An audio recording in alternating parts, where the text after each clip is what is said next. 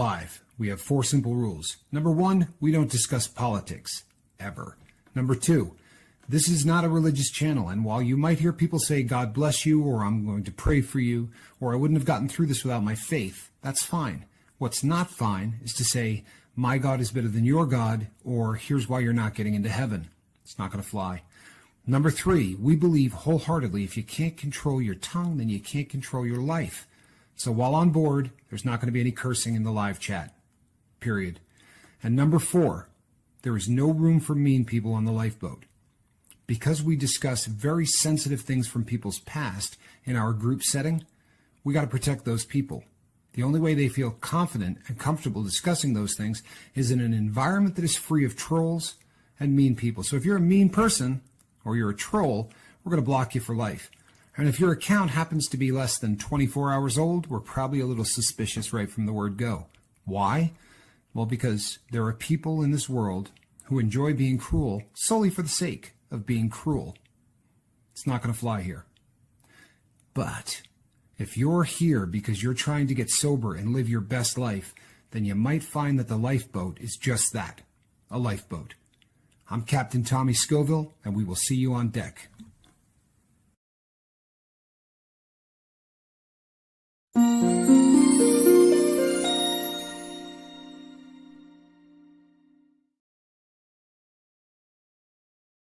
Hey everybody, I'm Captain Tommy Scoville, and you're on the lifeboat. And you know what? That light's killing me. Hold on one second. It's washing me out. Sorry, peeps.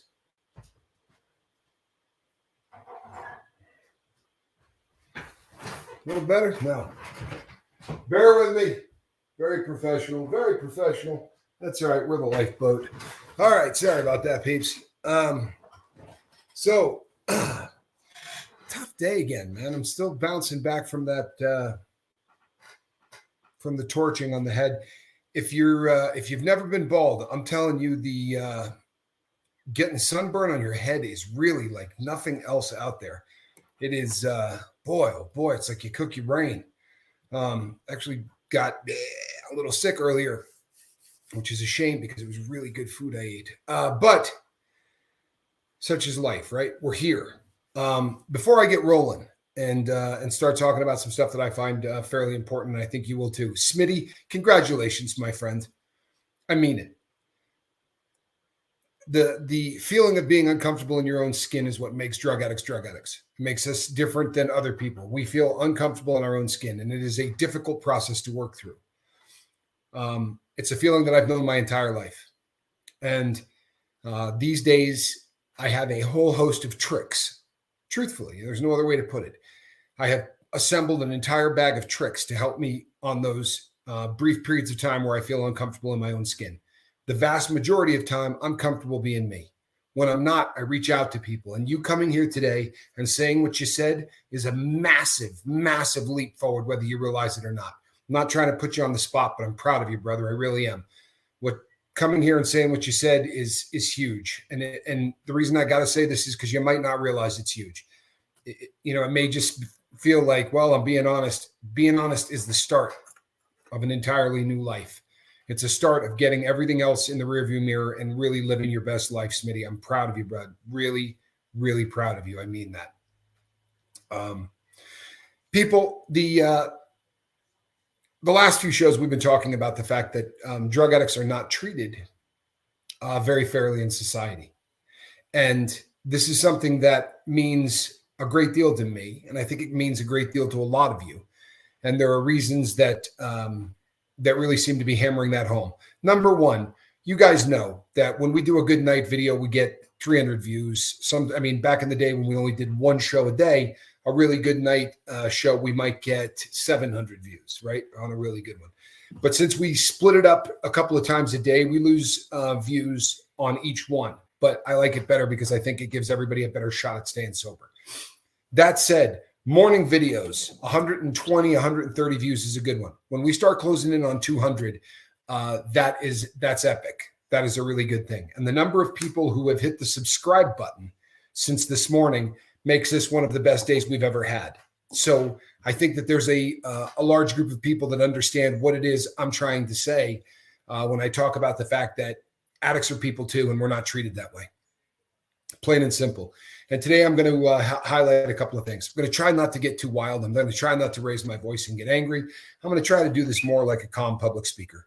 However, this stuff will get your goat. And when you hear some of this, it's gonna make you want to grit your teeth a little bit, because these are our brothers and sisters we're talking about. I want to start today by talking about a guy named Rudy Carey. It's not a name that's going to mean anything to anybody. But in 2004, Rudy was on his way to go cop some dope. He had been addicted to drugs for a long time, about 16 years since his father had passed away. In that time, he racked up a bunch of tickets, a bunch of moving violations, like a lot of drug addicts do, because we don't pay our insurance, our license plates lapse, all of these different things. So when he got pulled over on the way to get dope, he tried to sign a fake name onto the ticket that the police officer wrote. The police officer realized this, and he went to arrest Rudy. Rudy gave a half-hearted attempt to try to get away from the officer, and in the process, took a swing at him. Didn't do any damage or anything else. However, that's assault on a police officer, and what it got him was a prison sentence.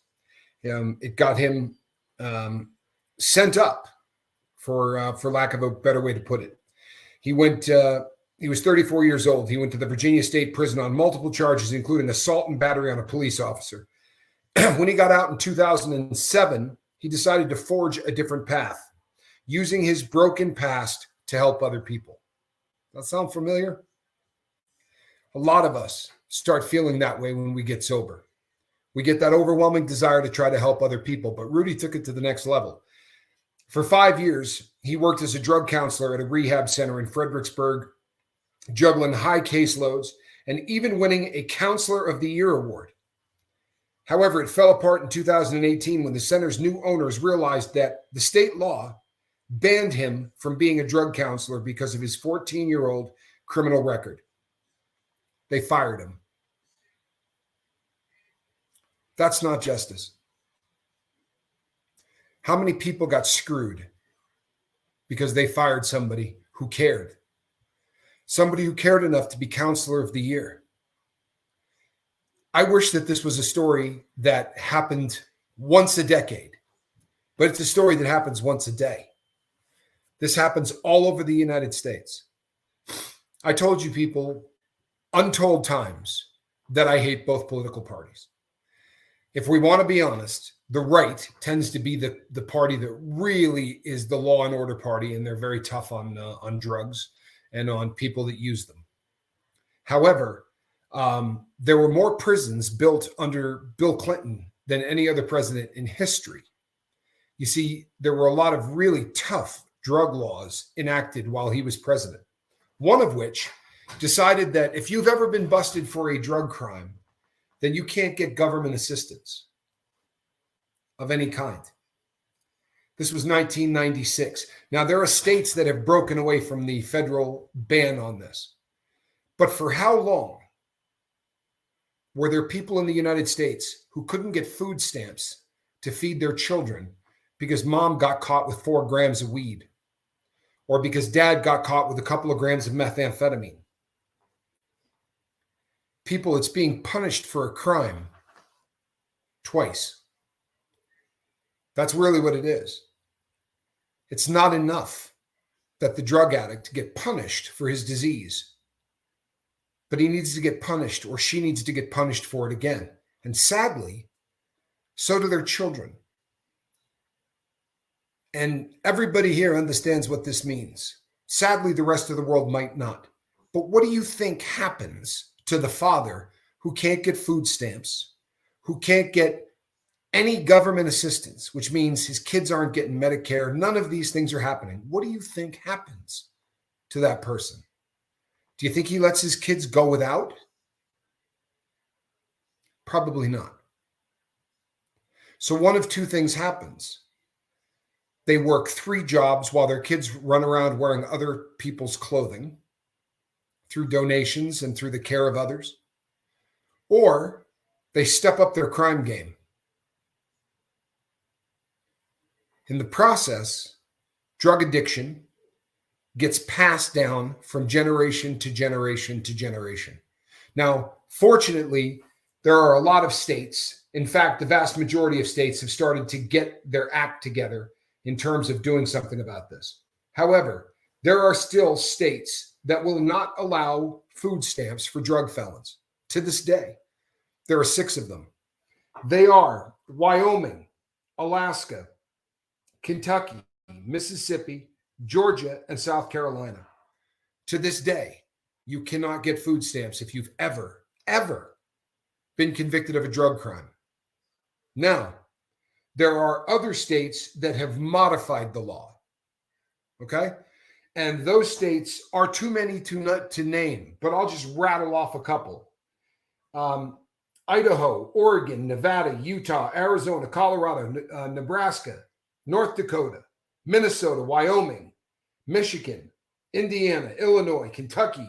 I could keep going, people. I'm just not going to take the whole show doing it. So what does it mean when they modify the law? Well, it goes something like this. We have a thing called the Fourth Amendment. And the Fourth Amendment protects you from things like illegal search and seizures. See this? This is your domicile. And nobody can just come in and start poking around and looking through drawers, unless, of course, you would like government assistance after you've already been convicted of a drug crime.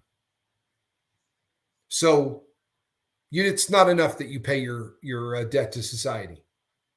But your 3, 4, 5, and 6-year-olds get used to seeing somebody with a badge come into the house and start looking around to check on mom and dad, or force mom to take a drug test 5 years, 6 years, 7 years after she has already done her time so that they can get food stamps or Medicare. Is that justice? Would we allow that to happen to any other minority on the planet? No, we wouldn't. We wouldn't. There's no way in hell. And it doesn't stop at food stamps, people. How about welfare? Currently, there are states that are still going with the Bill Clinton era. You do not get any welfare whatsoever. No welfare checks if you have been convicted of a drug felony. Alaska, Arizona, South Dakota, Nebraska, Missouri, Illinois, Wyoming, Virginia, Delaware, Georgia, South Carolina, Mississippi, and Texas. Nothing. No assistance. Get out of prison. Try to go get your life in order, but you're not going to get a damn bit of help from the government. And you are going to recognize a lot of those states that I just mentioned because they're not giving food stamps either. So you're not getting any food stamps and you're not getting a welfare check to get the ball rolling. Assistance. They call it government assistance because it is supposed to assist you in getting back on your feet. But they're not going to do that. So what happens? Well, a lot of people go back to crime. Now, many states have modified this. Take me all day to read it to you. Idaho, Montana, North Dakota, Minnesota, Michigan, Indiana, Illinois, Kentucky, Maryland, North Carolina, Connecticut, Maine, Florida, Hawaii, Utah, Nevada, Idaho, Oregon, California. I don't want to keep going. Colorado, it just keeps going. What does that mean? Once again, it means your Fourth Amendment rights, bye-bye. They're going to come and drug test you. Your kids are going to watch that. So when you look at your children and you say, Dad's making a new start. Dad's going to do everything he can to make sure that this never happens again. Mr. Scoville, how are you? We'd like to take a look around. Open a badge. Do you know the embarrassment of that? Seriously. Fortunately, my kids aren't seeing it, but I had one of those visits today. Nicest guy you'd ever want to meet. True story. Really a nice guy. But I was outside vacuuming in a very nice neighborhood, vacuuming leaves up off my lawn.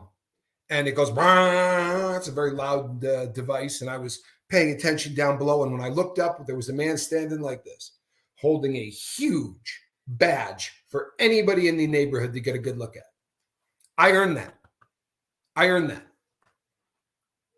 I did. Absolutely. I got that coming. But 7 years from now, would I have that coming? 10 years from now, would I have that coming so that I could get diapers for my children? Is that justice?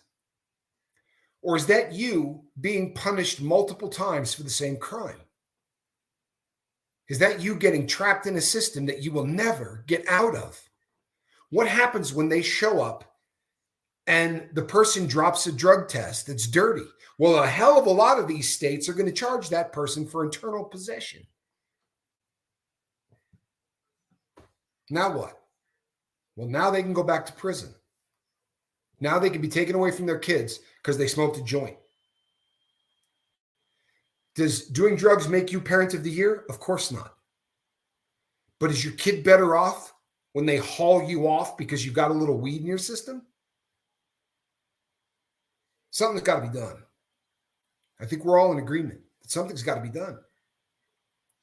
This is just the tip of the iceberg. The number of jobs that you can't get, the number of places that you can't live. The day needs to come where we stop treating drug addicts like lepers. Or how about if we just stop treating them like criminals when their debt to society is paid? I haven't done dope in 8 years. Well, I'm jumping the gun on that. It'll be the 27th of June. Will be 8 years since I've done any drugs. Yet here I am. I'm still on paper. Right? Kind of funny, isn't it? I went to prison. I did my sentence. And then when I walked out of prison, I still have to report to the government for an additional 3 years. Had it been drugs that I had been caught for, I'd be reporting to them for an additional 5 years. Depending on what drug, an additional 10 years. Do you think this is justice? Are we lepers? Listen, people, I'm not giving anybody a pass, least of all me, but I don't have a drug charge anywhere on my record. I was a thief. I wasn't a drug dealer. See, very often the people get caught with drugs because they sell enough of them just to keep themselves getting high. Now, I live in Nevada. When we think about people who get busted and they go to prison for drugs, you think, wow, you know what? You sell drugs, you get caught with a buttload of drugs, you're supposed to go to prison. If you get caught with a bag in the state of Nevada that has a testable amount of methamphetamine in it, a testable amount, which means that the cop takes a Q-tip, rubs it around the inside of a bag that you discarded because it's not getting you high anymore. Nothing in it's going to go bang. But if he can get a little on that Q-tip and he can put it in that thing and break the liquid, shake it on up, and it turns purple, you're looking at 1 to 4 years in prison for a testable amount of the substance. Does that sound like justice? Because it doesn't to me. See, we get this thing in our head and we start to believe that, you know what? Maybe, just maybe, they're actually punishing people who are making drugs and selling drugs. But that only makes 12% of the arrests. The federal government used to bust people for huge amounts of drugs. If you went to prison in the federal system years ago, you were a bank robber, you were a kidnapper, you got caught with tons of drugs, literally tons of drugs. Excuse me. Then in 1996, Bill Clinton got in office and they built over 100 federal prisons and decided that everything was a federal offense. Now, if you got caught with a gun and you were a felon, that became a federal offense. And it makes up a large portion of the people in federal prison. Also, a huge portion are people that came across the border illegally. They make up the lion's share of people. But there are a lot of people in there for drugs too. Not tons. Let's go over some federal laws, shall we? 5 to 49 grams. 5 to 49 grams of cocaine can get you 5 years in prison. 5 grams. If you ever had a cocaine habit, then you know what 5 grams of blow is. An 8-ball is a Friday night. You buy 2 of them, you got 7 grams. You're looking at going to the feds. For 5 years. They're putting people away for drugs that they're carrying to get high on, not to sell. And this keeps going down the list. Now, if it happens to be heroin, 100 grams. The feds aren't going to pick it up unless it's 100 grams. But the state will, trust and believe it. The state will put you in prison for anything in this state here. If you got more than 0.3 of a gram, you can go to prison. And here's the amazing thing, people. If you buy heroin, they don't sell it in a ball. They sell it in little balloons so that the person can bite the top off of a balloon, throw it in a spoon, cook it up and shoot it, or bite it, drop it on a piece of tin foil and smoke it. They're sold by the 10th, right? 10 of them to a gram. But in their wisdom, if you have a gram and it is in small packaging, then you are charged with possession with the intent to distribute. My daily usage was 75 of those little balloons. So if I got caught one day of my life with those balloons, I would have been doing time for possession with the intent to distribute, which, by the way, carries 10 to 15 years in prison. I wouldn't have been a drug dealer.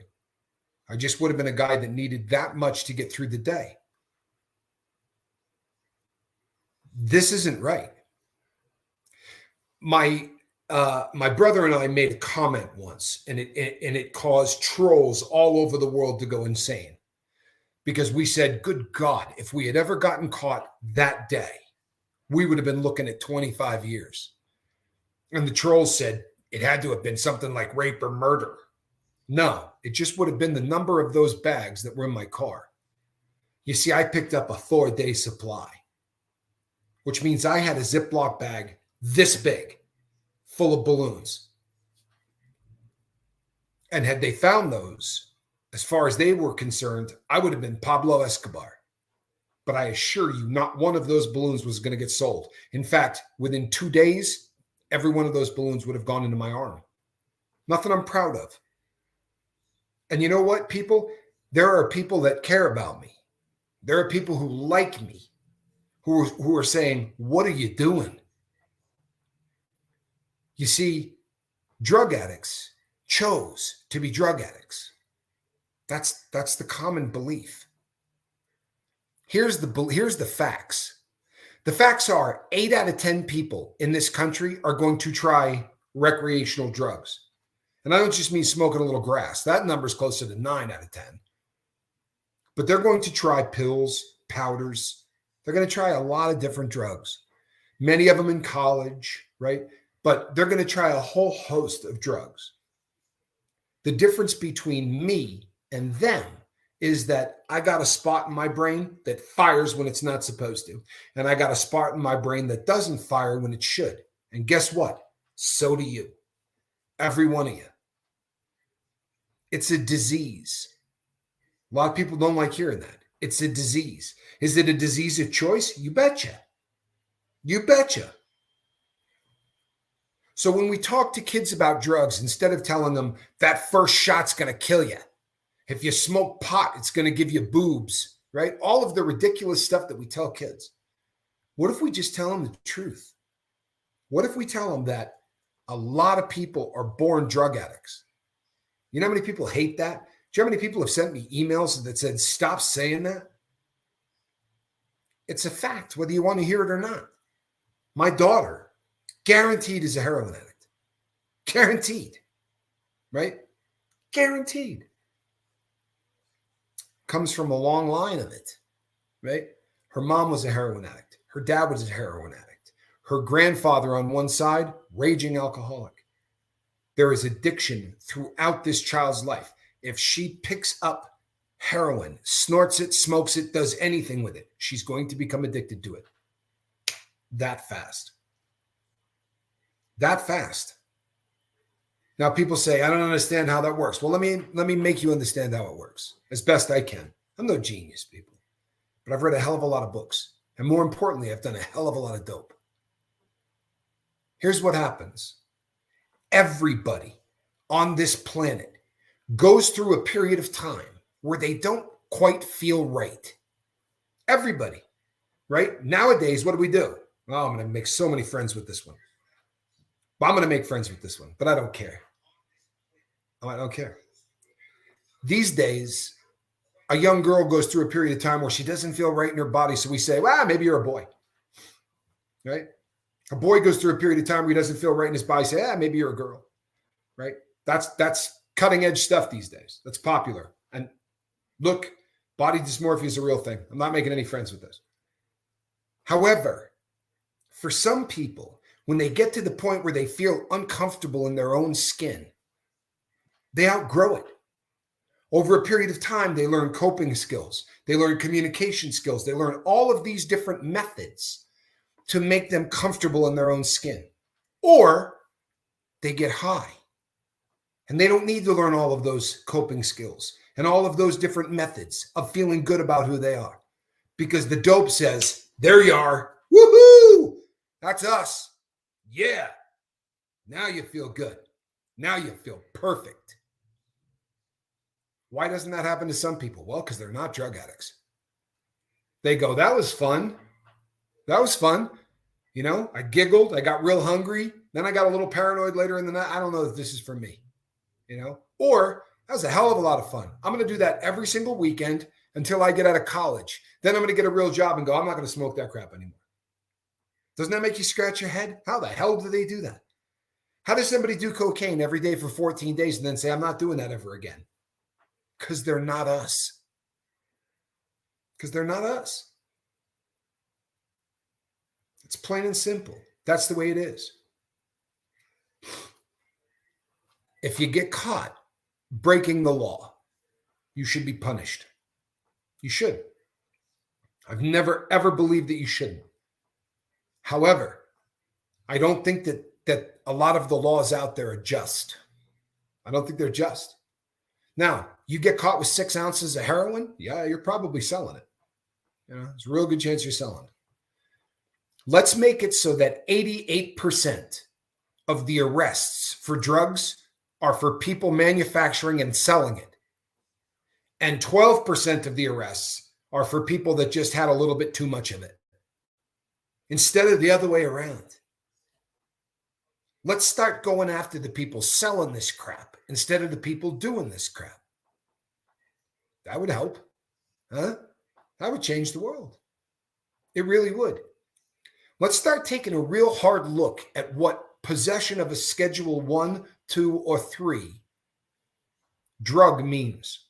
How much of it is actual personal use? That would be a great start. The better idea would just be to decriminalize small possession, just to decriminalize it. And if that can't be done, if they just can't allow that to happen, well, then maybe we need to make sure that if you get busted, you get punished once. Once. Think about this for a second. 2 scenarios. They go like this. Guy walks into prison because he got caught with an ounce of heroin, which, by the way, he was using. Whatever. But he goes to prison for heroin and he walks out. He goes to the halfway house. He meets with a person at the halfway house who says, my job is to help you reintegrate into society. You need to get a job. And here's a whole list of things that you can do so that the government will help you get back on your feet. They'll give you food stamps so that you can, until you start being able to take care of yourself, you can eat. They're going to make sure you get medical care. They're going to make sure you get a check each month until you can get on your feet. It's called government assistance. Excellent. Where do I sign those? Okay, here, here, and here. Oh, what was your crime again? Possession of heroin. Oh, sorry. You don't get any of that. You don't get any of that. You're not going to get the check. Not going to get the medical help. And you're certainly not going to get the food stamps. Sorry, it just doesn't work that way. The next guy, he's a rapist. We'll give him the food stamps. We'll give him, does this make sense? Seriously, the rapist will get the food stamps. They'll get the assistance. Good Lord, people. Honestly, somebody that beat the hell out of somebody in a bar fight gets all of those things. Violence, no problem.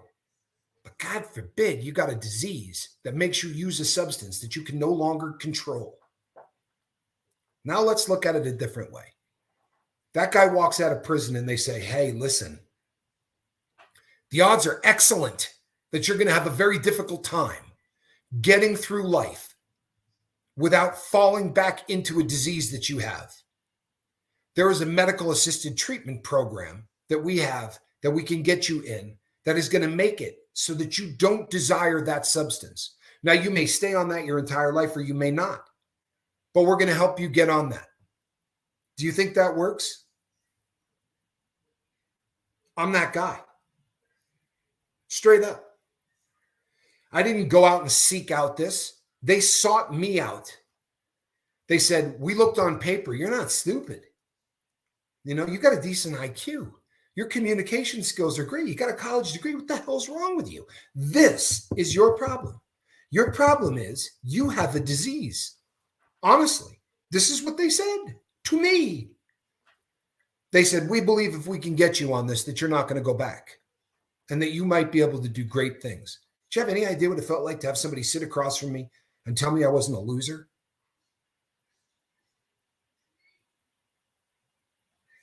It changed my life. Q did an awful lot for me, people, but I'm going to tell you something. I was shaken like a jackhammer at the thought of coming back to a town where I knew where to get heroin anywhere. It scared the crap out of me. The phone call went like this. Honestly, they called me and said, I want to talk to you about going home. I said, I don't want to talk to you. I've had 4 counselors already in the year I've been here. I'll talk to you, and 4 days later, they're going to assign me somebody else. I'm going home in 30 days. I don't need to talk to you anyway. And the woman said, I understand. I was really rude, and I cursed, to be honest with you. I was a jackass. But she said, can you just answer me one question? I said, sure. She said, do you have any fears? And I said, you must be an idiot. Of course I have fears. She said, what's your fear? I said, heroin. See, in my mind, heroin was out there, you know, for real, like with legs and arms out there, hunting me down, waiting for me to get back to where I lived to get me. And it wasn't a question of if, it was a question of when. I knew that in my head. I knew that no matter how hard I wanted to stay off, I probably wasn't going to be able to. To have the government step in and say, we're going to let you do this, you got to understand that the previous time when I got out, I wanted this. And they said, no, you can't be on that. It's a drug. Changed my life. And there's about 3,770 people who come here and get help, not from me, but from everybody else. Because somebody was smart enough to say, this guy just needs a little help. Now, imagine if I had a family I was trying to take care of and they said, here's $300 a month so that you can feed your kids until you get on your feet. And here's a government assistance check of about $800 a month until you can get yourself a job and start getting on your feet. What do you think happens to the convict that doesn't get that option? Here's how it works. They walk into town, they put 5 job applications in, and they get to line 7 on the job application, and it says, have you ever been convicted of a felony? If so, what was it? By the way, if you lie on that, they're going to send you back to prison. So the person writes down, I got caught with dope. And that person thinks, I'm not hiring a junkie. I'm just not. It's bad business. Chances are he's going to go back to use. Or I'd love to hire you, but we're not allowed to hire people that have been convicted of drug crimes to do this. Like our boy, right? Like our boy Rudy. Sorry, you can't work here.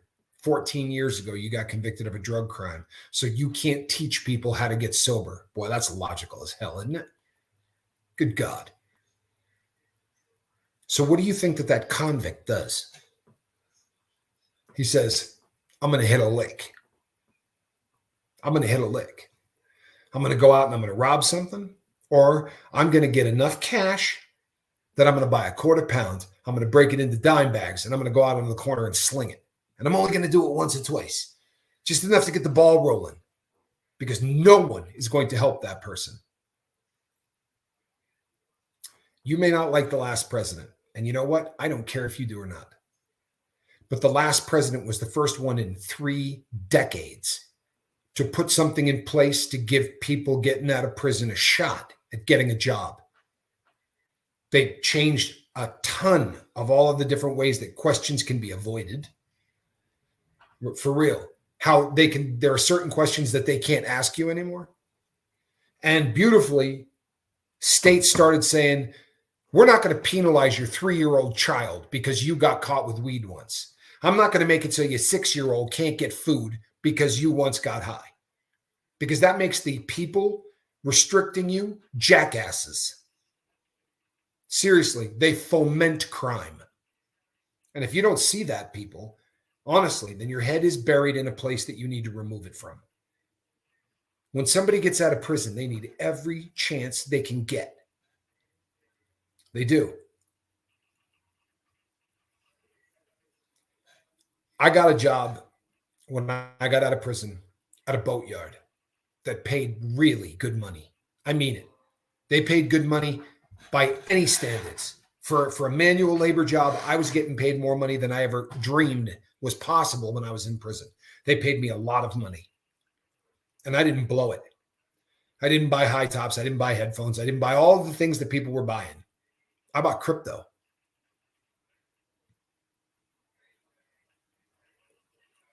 If counselors are there to say to you, I realize that you've been in prison for 6 years looking at Beats by Dr. Dre, but it might not be a good investment. I went to a halfway house that actually tried to help people. They didn't try to feed you. I'll be really honest. They didn't do much to feed you. But they went out of their way to try to give you a shot. I am of the firm belief that if you remove drugs out of a drug addict's life, what you have is an American. It's like every other American.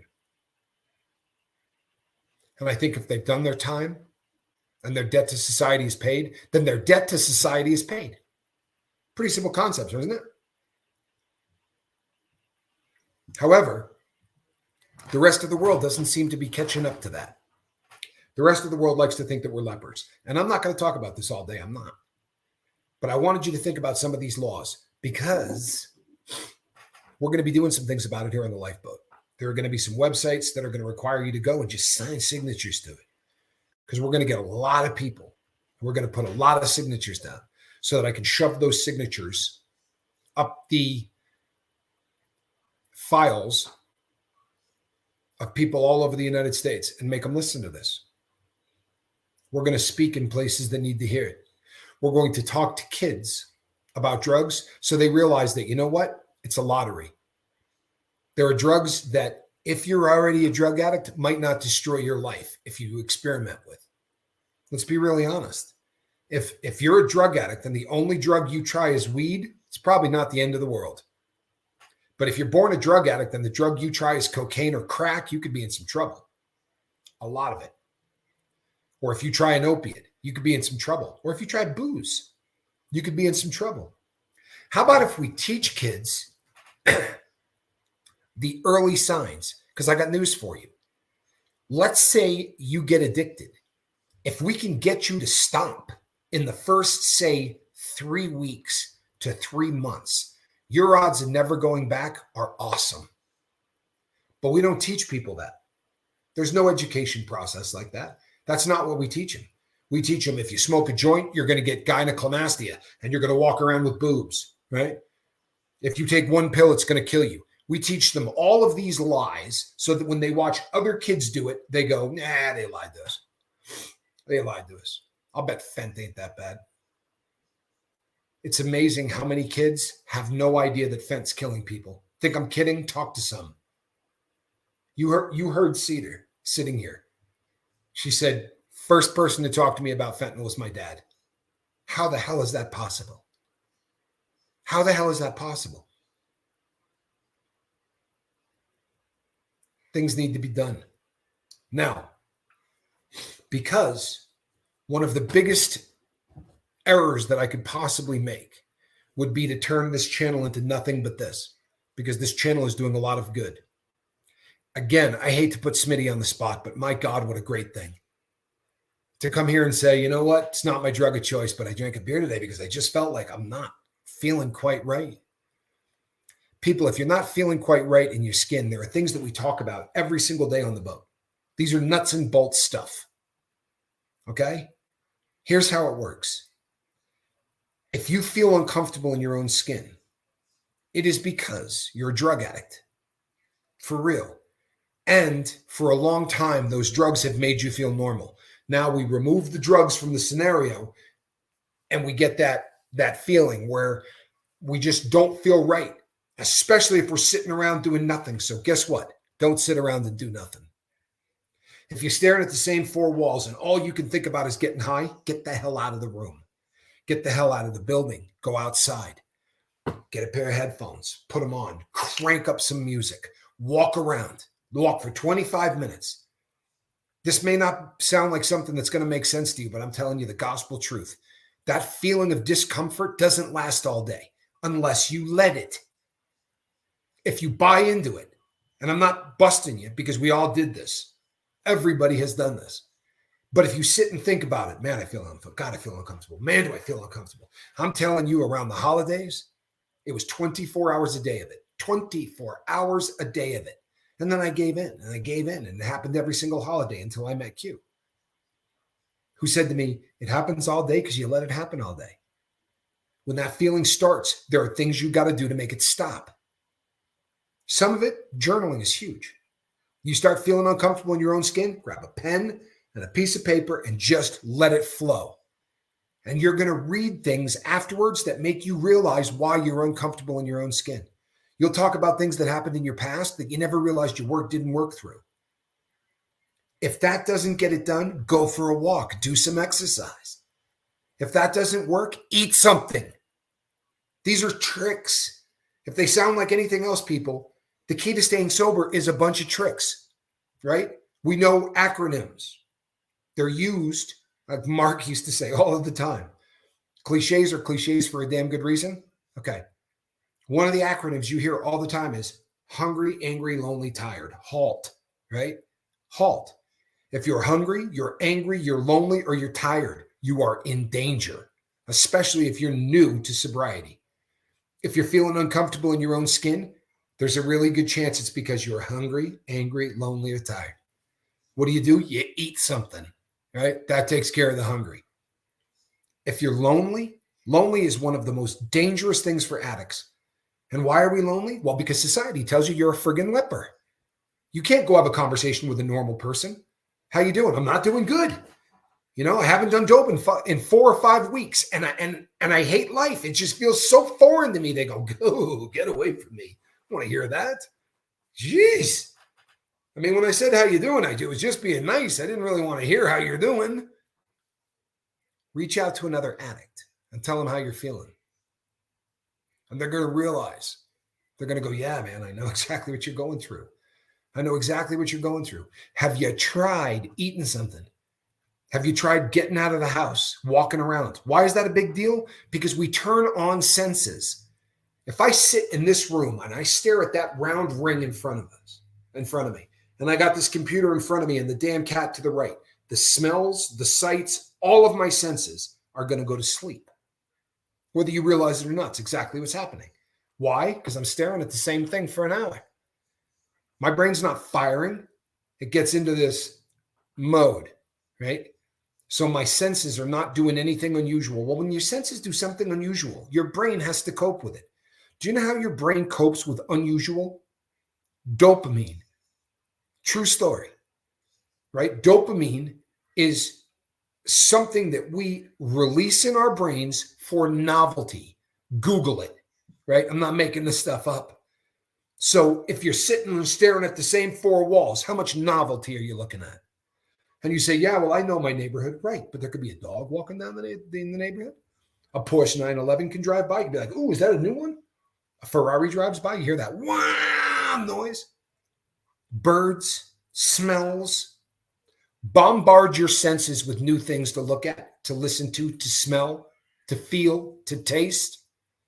And your brain goes, hey, that's novelty. And it releases dopamine. And I got news for you.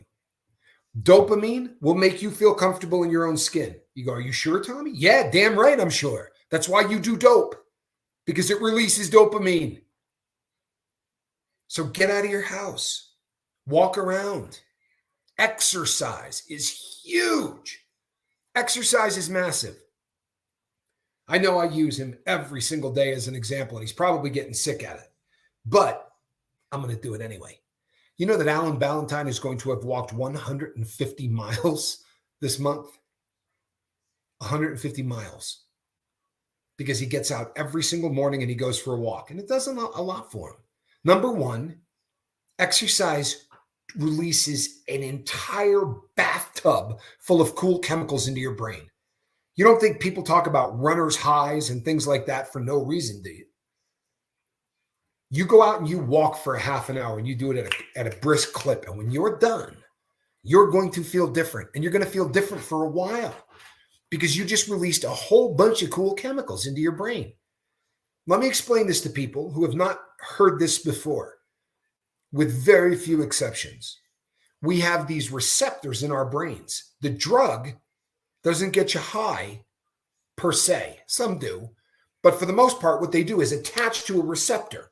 The receptor then releases chemicals you already got in your head, right? They're already there. You say, I don't know if I believe that. Well, do you remember that first girl in high school or that first guy in high school that you were in love with and you couldn't think of anything else? I mean, literally couldn't think of anything else. You thought, if this person doesn't love me, I'm going to die. Guess what that was? Chemicals. Tons of them. Tons of chemicals.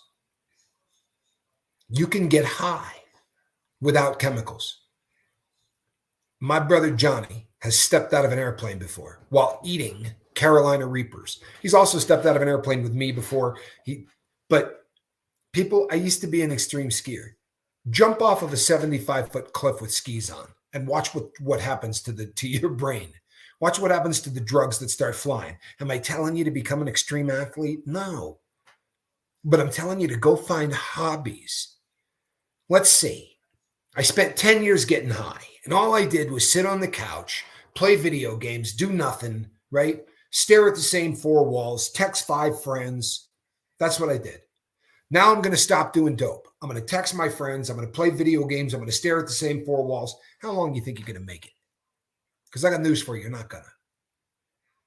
Cliches are cliches for a reason. Change people, places, things. I like to throw in thoughts. Change people, places, things, and thoughts. If you start feeling weird and you're in the same place as you always are and you're feeling uncomfortable in your own skin, get the hell outside, walk around, spend 25 minutes walking at a good clip, right? At a good clip. And even if you're trying to have that negative thought that started the whole process, you'll be walking going, man, I feel like, what kind of dog is that? For real, you watch. Your brain can't do 2 things at once. We talk about this all the time. Your brain can't have 2 thoughts at once. So you walk around going, man, I'm so uncomfortable in my own skin. Is that a Ferrari? What just drove by? Things are going to catch your eye. Scents are going to bombard your nose. You'll be walking around, you'll go, and you'll smell something and you'll go, I know that smell. And we've talked about this. Your olfactory senses, right? Those are the things that you suck stuff through your nose and you go, wow. Brought me back to a girl I dated in high school. She wore that scent. And there's a reason that it is the strongest association with memory. And it's because of where it is parked in your brain. But change what you smell, change what you look at, change what you hear. Get outside. You say, Tommy, I did that. It didn't work. Well, then pick up this evil piece of crap and use it for what it's good for. Call a drug addict. Call someone who knows what you're going through and say, you know what? I did everything Tommy told me to do and I'm still hurting. All right, good. Talk to me. Talk to me. Tell me what's going on in your life. Well, I'm having a really bad day. Yep, we got that. How did it start? People, you do not need to be a genius to help somebody. You don't have to know any of the right answers. You just have to keep asking questions. They'll work through every single problem they have. If you don't believe that, you've never paid a therapist because therapists don't tell you squat, right? They ask you questions. and you work through your own problems. Sadly, we pay someone to do that. I got news for you. There are 3,770 people here that will take your phone call. Reach out. Don't accept drug addiction. You don't have to. Just because you have the disease. Now, I got news for you. This disease can't be cured. I remember this conversation with Q like it was yesterday when he said, you have a disease. You have a disease. And there's no cure. I said, wow, you're a cheery guy. He said, but there's a treatment. There's not a cure for our disease, people, but there's a treatment. In fact, there's 1 million treatments. There really are.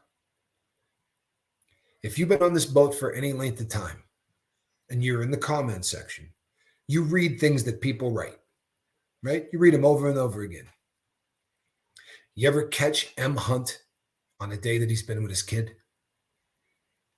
Have you ever been on this boat when Swiss Vape is having a bad day? If you've been on this boat long enough, you remember a conversation that I had with Swiss Vape, and I swear to you people, I was not playing Dr. Phil or Mr. Rehab or anything else. But he was reliving combat in a way that was very unhealthy. And I just said to him, hey, how's that little princess of yours?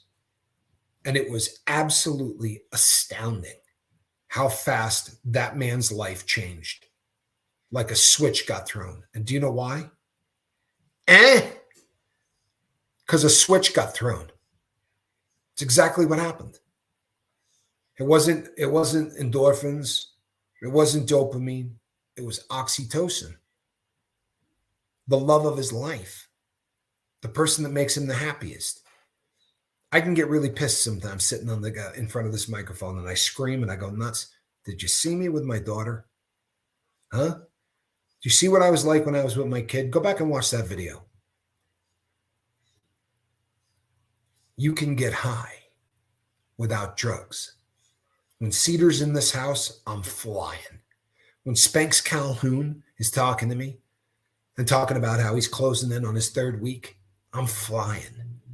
For real. And I'll tell you something. Franklin, 3rd month. Do you remember getting excited that Franklin was on day 14? I said to him, dude, the first 2 weeks are the toughest. People, Franklin is on his 3rd month. Let me tell you something. That gets me high. Think I'm kidding? That gets me high. Not just mellow, not just comfortable in my own skin, high. I read that this morning and went, wow, you got to be kidding me, man. We've hit 3 months. It's been that long. I'm not suggesting that you grab a microphone and start doing what I'm doing, but become a part of this crew. Start helping people on the lifeboat and watch what it does to you. Do you know how many times Johnny calls me and says, you got to read this? Johnny doesn't run a sobriety channel. The man eats hot peppers. And he's a legend, by the way. See what I did there? He eats hot peppers. But somebody will leave a comment over on Chase the Heat. And it'll say, you know what? I love your channel. And you did that show on sobriety. And I haven't had anything to drink in 3 months. I swear to you people, he has never, ever gotten one of those that I didn't see. Because he takes a picture of it and he sends it to me. And right below it, he writes, I swear to you, I just got high on that. You don't believe me? Try it. Try it. Become part of somebody's success and see what it does to you. Think I'm wrong? Try it. It'll change your life. I promise you, it'll change your life. You get here and the first thing you think is, I'm uncomfortable in my own skin and I got to do everything I can to try to get sober. And that's what you're supposed to think. It is. And what you need to do is you need to find your 5, right?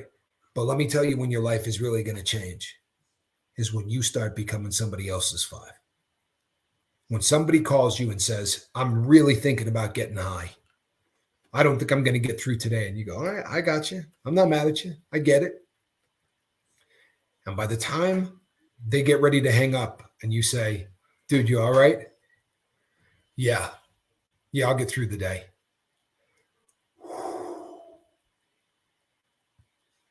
I'm not kidding you. You think I would get up at 4 a.m. every morning to do this if I wasn't catching a buzz out of it? I'm a drug addict. Right? Drug addicts don't get up at 4 o'clock in the morning for any other reason. People, if we don't treat each other the way we deserve to be treated, then we sure as hell can't expect the rest of the world to do it. Reach out to people on the boat and make sure they're doing all right. When somebody comes here and they've got the courage to show up here and say, you know what, I just drank, and it's not even my drug of choice, but I just feel uncomfortable in my own skin, then you damn well better tell them that you're proud of them. M. Hunt jumped on it because M. Hunt gets it. And I'm not busting on anyone else because I don't know who else was even there, right? I just happen to know that the first person that saw it was M. Hunt. Smitty, I hope if you're not still here, I'm proud of you, man. I'm proud of you. I really am. I'm proud of you. And I'm proud of every single person that has ever fallen down on this boat and came here and admitted it. I'm proud of everybody fighting the good fight, whether you're winning yet or not. I am proud of every single person fighting the good fight. Become a part of it. Get immersed in this. Seriously. You don't have to go speak in front of Congress and tell them to treat drug addicts right. Just treat every drug addict you know right. And I'm going to keep calling out to anybody. If you're one of those people right now who goes, you know what? I do know that one guy, right? He's got that show. You know, my uncle happens to be a producer on such and such. If you got a shot of getting me in front of anybody so that we can get this message out, make that phone call. If you know somebody in a school district that can get me in front of parents or kids, make that phone call. Seriously.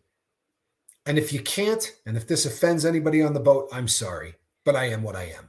And I'm always going to be what I am, right? It's the Popeye technique.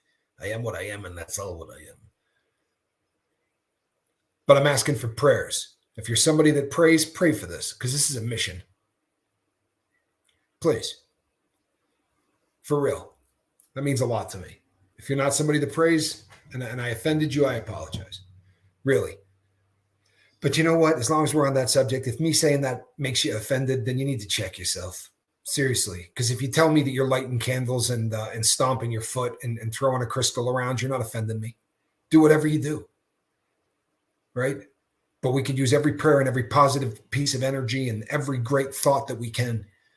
Because I'm telling you that the way we treat each other on the lifeboat needs to be the way the world treats us. For real. It needs to be the way the world treats us. There are 51 people on this channel right now. Zen Wen, thank you so much, hon. Really appreciate you. There are 51 people on this boat right now. 51. And they're here because it feels good. It's here because they're understood. Right? They don't have to explain to anybody what they are, or who they are, or why. Right? The world needs to be like the 51 here. That's the way it really needs to be. Bottom line. All right, peeps. Hey, Wharton, good to see you, my friend. I'm just going to be really honest, people. I up-chucked some really good biscuits and gravy before coming on. I'm still going through it from my head. I'm going to shut this thing down a couple of minutes early. I didn't want to miss a show after missing a show, but boy, oh boy. I'm hoping that my headache my sunburn, my burnt head gets better quickly because my goodness, I am not doing well. Franklin, congratulations, my friend. 3 months is huge. It's huge. It really is. To all of you that reached out to me and said, you know what, I'm here any way that I can help you, I'm going to call on you. Trust and believe I'm going to call on you. But thank you so much for reaching out and doing that. It means the world to me. It really does. Cover that lid. Hey, I went outside this morning and I had a lid on. I promise you I did. That's the gospel truth. Email me, M. Hunt. I want to hear about your crazy day, brother. I really do. And one of these days, he's going to call me One of these days he's going to call me. I've only said to him, hey, give me a call 1,100 times. All right, I'm exaggerating. It's probably only been about 100 times. But I'll take the email, and I want to hear about it. Leisure, good to see you. Lisa R. Hall, so good to see you, Lisa. Really. I will not be running for president. I'm voting for my brother. What's really funny? I will put up a very funny thumbnail for tomorrow. I got a really funny thumbnail for that. All right, peeps. Between now and the next time that I see you, treat every addict the way that they ought to be treated. And you know what? Treat everybody else the way they ought to be treated. But don't treat addicts any different. Right? Because we're just like everybody else. Believe that.